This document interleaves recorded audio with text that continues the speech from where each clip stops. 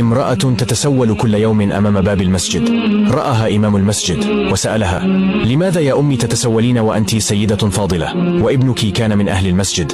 قالت: إن ابني وحيد وليس له أخ، وزوجي مات منذ سنوات، وابني سافر منذ 8 شهور، وترك لي مبلغ، ولما انتهى اضطررت للتسول. فسألها الشيخ: وابنك ألا يرسل لك أموالا؟ فقالت له: كل شهر يرسل لي صورة ملونة وصقها على الحائط للذكرى. فذهب الإمام لزيارة بيت هذه الأرملة، فكانت المفاجأة إن ابنها يرسل لها كل شهر شيكا ب$1000، وهي تمتلك $8000 وتتسول لأنها تجهل القراءة والكتابة. فأخذها الشيخ وصرف لها المبلغ ولم تعد في احتياج.